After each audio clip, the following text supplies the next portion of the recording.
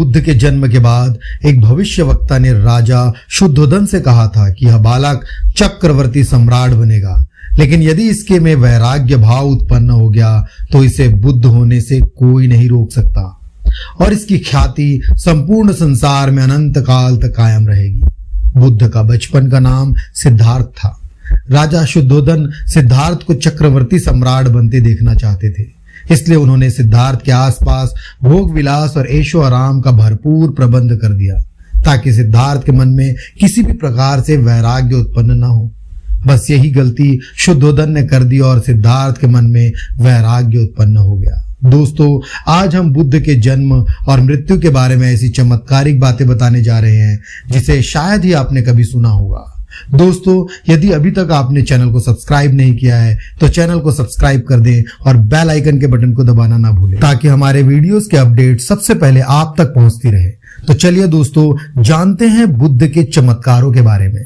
पहला, कहते हैं एक बार बुद्ध को मारने के लिए एक पागल हाथी छोड़ा गया था, लेकिन वह हाथी बुद्ध के पास आकर उनके चरणों में बैठ गया था। दोस्तों, कहा जाता है कि वह हाथी एक बालक को कुचलने वाला था, परंतु बुद्ध ने उस हाथी को अपने प्रभाव से शांत कर दिया था। दूसरा, दोस्तों, पानी में चलना किसी भी मनुष्य के लिए संभव नहीं है, लेकिन ये शायद बुद्ध के वैराग्य का ही असर था कि एक बार उन्होंने एक नदी पर पैदल चलकर उसे पार किया था। उस नदी का नाम निरंजना थी। तीसरा, अंगुत्तर निकाय धम्मपद अट्ठ कथा के अनुसार एक बार वैशाली राज्य में तीव्र महामारी फैली हुई थी। मृत्यु का तांडव नृत्य चल रहा था। हर कोई बीमार और महामारी से त्रस्त था। चारों ओर चीखें थी। लोगों को समझ में नहीं आ रहा था कि इससे कैसा बचा जाए। हर तरफ मौत थी। वहां के राजा लिच्छवी भी चिंतित थे। कोई उस नगर में कदम तक नहीं रखना चाहता था। दूर दूर तक डर फैला था। जब बुद्ध को यह बात मालूम हुई तो उन्होंने यहाँ रतन सूत्र का उपदेश दिया, जिससे वहां के लोगों के रोग दूर हो गए और वापस खुशहाली छा गई। शायद ये बुद्ध के वैराग्य की ही शक्ति थी। चौथा, दोस्तों, धरती पर जन्म लेना और मृत्यु दोनों इंसान की बस की बात नहीं होती, लेकिन बुद्ध अपनी मृत्यु स्वयं चुने थे। बुद्ध की मृत्यु ना तो प्राकृतिक रूप से हुई और ना ही किसी दुर्घटना से। उन्होंने खुद की मृत्यु का समय और दिन तय करके देह को छोड़ दिया था। कहते हैं उन्होंने एक गरीब के यहाँ भोजन किया और उस भोजन को करने के बाद वे बीमार हुए, लेकिन उन्होंने भिक्षुओं से कहा था कि उस गरीब से कहना कि ये मेरा चुनाव था।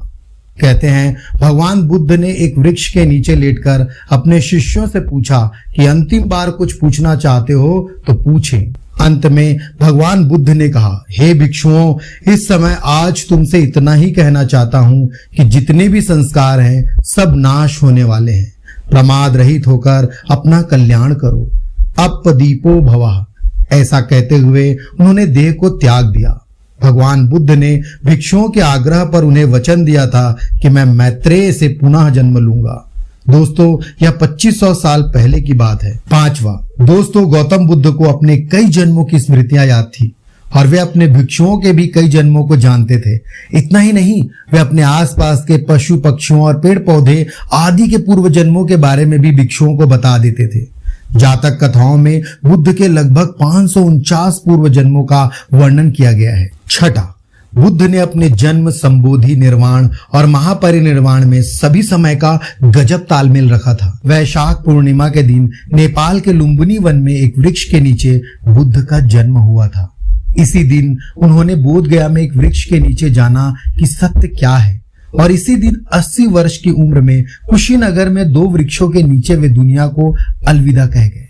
उनके मरने पर 6 दिनों तक लोग उनके दर्शन के लिए आते रहे और 7वें दिन शव को जला दिया गया। दोस्तों, बुद्ध ने कहा था कि मेरा जन्म 2 शाल वृक्षों के मध्य हुआ था, अतः अंत भी 2 शाल वृक्षों के बीच में ही होगा। अब मेरा अंतिम समय आ गया है। आनंद जी बुद्ध के शिष्य थे। उनको बहुत दुख हुआ, वे रोने लगे। बुद्ध को पता चला तो उन्होंने बुलवाया और कहा, मैंने तुमसे पहले ही कहा था कि जो चीजें उत्पन्न हुई है वह मरती है। निर्वाण अनिवार्य और स्वाभाविक है, अतः रोते क्यों हो?